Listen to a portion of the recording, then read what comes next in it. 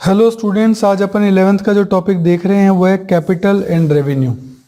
तो capital and revenue क्या होते हैं इसके बारे में थोड़ा सा डिटेल डिस्कशन तो अपना हो चुका है। थोड़ा सा मैं आपको इसमें बता दूं कि कैपिटल एक्सपेंडिचर और रेवेन्यू एक्सपेंडिचर में डिफरेंस क्या है। कैपिटल एक्सपेंडिचर है फॉर द एक्विजिशन और erection of fixed asset, fixed asset बनानी हो, परचेज करनी हो, उसके लिए।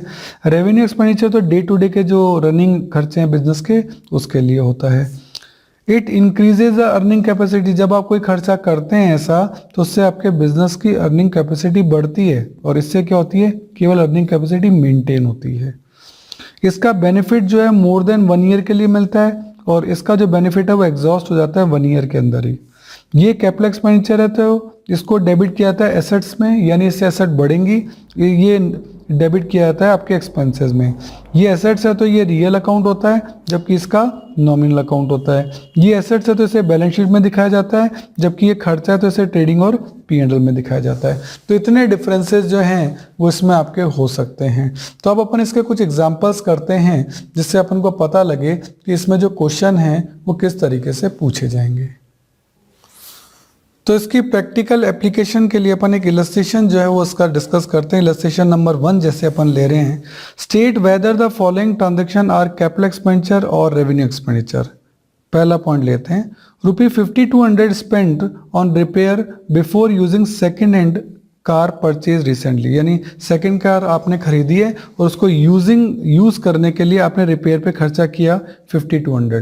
तो देखो सेकंड हैंड कार को खरीदते ही अगर आप कोई खर्चा करते हैं तो फिर वो कैपिटल एक्सपेंडिचर कहलाता है। खरीदते ही उसको चालू हालत में लाने के लिए, उसको रनिंग पोजीशन में लाने के लिए यदि आप कोई खर्चा कर रहे हैं तो कैपिटल एक्सपेंडिचर है। अब मान लो 3-4 महीने बाद आप कोई खर्चा कर रहे हैं तो फिर वो मेंटेनेंस का एक्सपेंस कहलाएगा, वो फिर कैपिटल एक्सपेंडिचर नहीं, वो फिर रेवेन्यू एक्सपेंडिचर कहलाएगा। लेकिन सेम डे अगर आप कोई खर्चा कर रहे हैं तो फिर वो कैपिटल एक्सपेंडिचर कहलाएगा।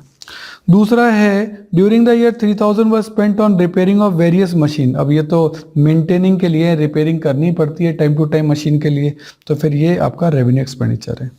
थर्ड देखते हैं, freight and cartridge on the new machine. New machine पे खर्चा हुआ है तो ऑब्वियसली जो भी खर्चा हुआ है वो सारा का सारा कैपिटल एक्सपेंडिचर है। Fourth, some of 4000 spent on the white washing and painting of the new factory. अब न्यू फैक्ट्री है तो नई अभी बन रही है, फर्स्ट टाइम ये खर्चा हो रहा है तो फिर ये आपका कैपिटल एक्सपेंडिचर कहलाएगा। लेकिन यही खर्चा पॉइंट नंबर 5 में एनुअल दे रखा है, यानी हर साल है, वो मेंटेनेंस का खर्चा कहलाएगा। इस बार है तो ये वाइट वॉशिंग का ही खर्चा, लेकिन क्योंकि ये एनुअल है, हर साल होगा, पहली बार नहीं हो रहा है, तो फिर ये रेवेन्यू एक्सपेंडिचर कहलाएगा, ना कि कैपिटल एक्सपेंडिचर कहलाएगा। पॉइंट नंबर 6 है, फायर इंश्योरेंस प्रीमियम आपने 1 जुलाई को पे किया। ये बात आप जानते हैं कि फायर इंश्योरेंस प्रीमियम हमेशा 12 मंथ के लिए पे होता है, यानी ये 1 ईयर के लिए 2400, और बुक्स आपकी क्लोज होती है 31 मार्च को। आपने पे कर दिया 1 जुलाई को, तो ये तो अगली 1 जुलाई तक का है, जबकि आपका ईयर तो 31 मार्च को ही क्लोज हो गया, तो 3 मंथ का आपने ज़्यादा पे कर दिया। तो 3 मंथ का जो आपने ज़्यादा पे कर दिया वो आपका प्रीपेड है। तो 2400 है 12 मंथ का, तो 3 मंथ का होगा 600। तो 600 इस साल का खर्चा नहीं है। इस साल का खर्चा 2400 में से 600 हट जाएगा, 1800 इस साल का रेवेन्यू एक्सपेंडिचर कहलाएगा। आगे है, ₹20,000 spend toward addition to the machinery. Machinery में एडिशन हुआ है, इसका मतलब मशीनरी नहीं खरीदी है, ये आपका कैपिटल एक्सपेंडिचर है। देन नेक्स्ट है, ₹5,000 were spent on connection with the issue of capital and 3,000 were incurred on legal expenses on debenture. Debenture और कैपिटल दोनों ही कैपिटल का पार्ट है, एक डेब्ट कैपिटल है, एक शेयर कैपिटल है। तो कैपिटल के लिए यदि आपने कोई खर्चा किया है तो उसका नेचर कैपिटल नेचर ही रहेगा। इसी में आगे हम देखते हैं illustration number 2, classify the following into capital, revenue and deferred revenue expenditure. देखते हैं क्या है। ₹50,000 paid for installation of a new machine. नई मशीन पे खर्चा किया इंस्टॉल पे, तो फिर ये कैपिटल एक्सपेंडिचर कहलाएगा क्योंकि एक ही बार होता है। Payment of annual taxes, annual है यानी हर साल दिया जा रहा है, एनुअल इंश्योरेंस प्रीमियम है यानी हर साल है, तो फिर ये रूटीन खर्चा हो गया, ये आपका रेवेन्यू एक्सपेंडिचर कहलाएगा। Wages paid to worker for converting raw material into finish goods. ये तो डेली का काम है कि अब रॉ मटेरियल मिलेगा उसको फिनिश गुड्स में कन्वर्ट करना है, तो ये भी आपका रेवेन्यू एक्सपेंडिचर रहेगा।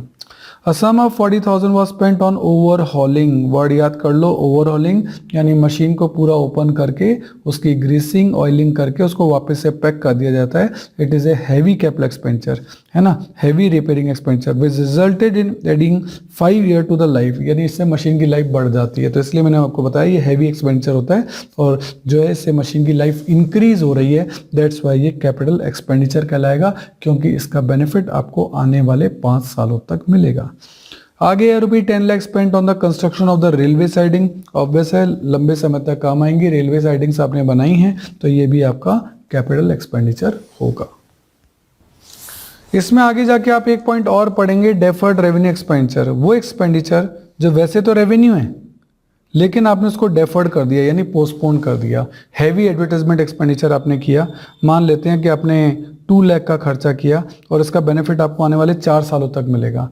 तो इस 2 लाख का खर्चा एडवर्टाइजमेंट इस साल में नहीं दिखाना है, वो आपको 2 लाख को 4 ईयर में बांटना है और हर साल 50,000 का ही खर्चा दिखाना है.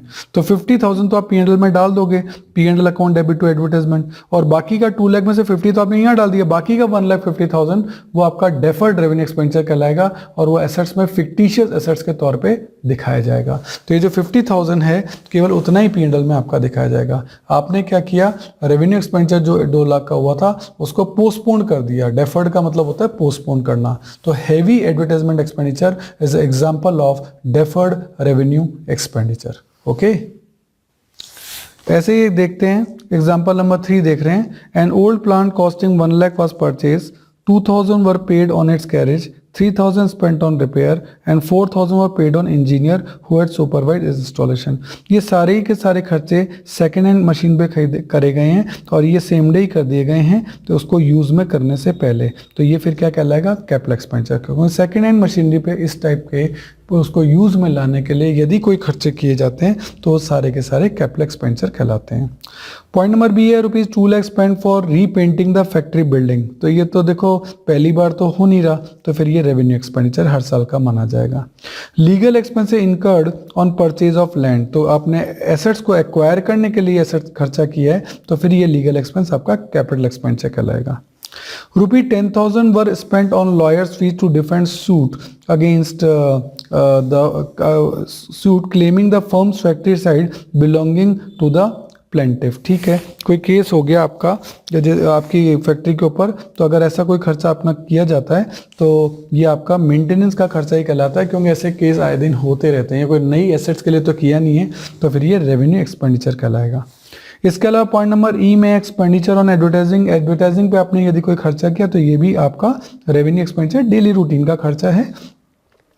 आगे rupees 25,000 paid on discharge of employ compensation. Employ को कंपनसेशन करने के लिए आपने किया, तो ये तो नॉर्मल एक्टिविटी है, एम्प्लॉय को इससे का पैसा देना पड़ता है, तो ये भी आपका रेवेन्यू एक्सपेंडिचर होगा.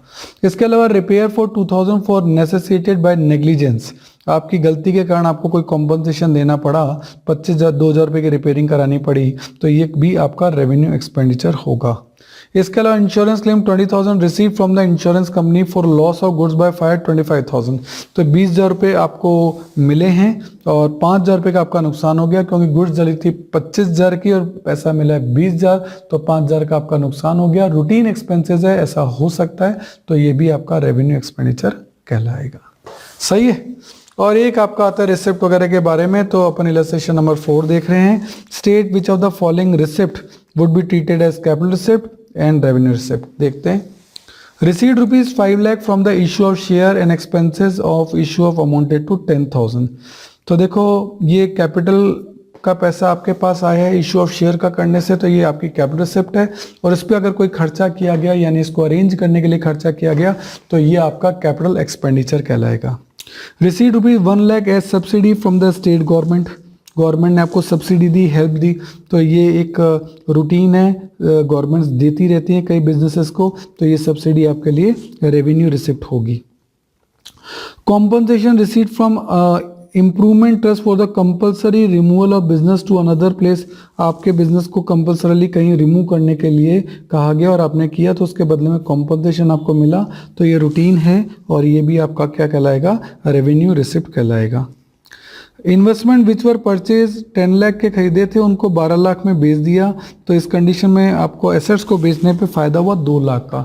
तो 10 लाख की खरीदी हुई एसेट आपकी 12 लाख में बिक गई, तो 2 लाख का आपका जो है वो कैपिटल गेन हो गया, और ये जो 12 लाख रुपए आपको मिले ये आपके लिए कैपिटल रिसिप्ट कहलाएगी, तो 2 लाख का आपका कैपिटल गेन कहलाएगा।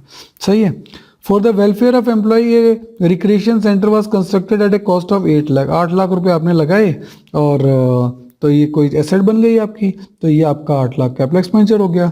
5 लाख वर received from the state government for grant of this construction, और 5 लाख रुपए स्टेट गवर्नमेंट ने इस बात के लिए आपको दिए, तो वही एसेट के रिस्पेक्ट में दिए हैं, तो फिर ये आपकी क्या कहलाएगा, कैपिटल रिसिप्ट, क्योंकि ये तो एक ही बार बनेगा ना, बार बार थोड़ा ना बनेगा, तो इस टाइप का खर्चा एक ही बार हो रहा है, ये कोई रूटीन तो है नहीं, तो फिर ये कैपिटल रिसिप्ट कहलाएगा। ओके तो बहुत, और वैसे ही मैं आपको बता दूं ये बहुत ही क्लोज मामला होता है, काफ़ी इफ एंड बट होते हैं इसके अंदर, इसीलिए कंफर्मिटी आपको बहुत धीरे धीरे आएगी, पर फिर भी ज़्यादा से ज़्यादा आप इसके एग्जांपल डिफरेंट बुक से सॉल्व करेंगे तो आपके लिए अच्छा रहेगा। ओके तो आप इसको एक बार दोबारा से देखिएगा, आपको बहुत अच्छे से समझ में आएगा। Okay thank you.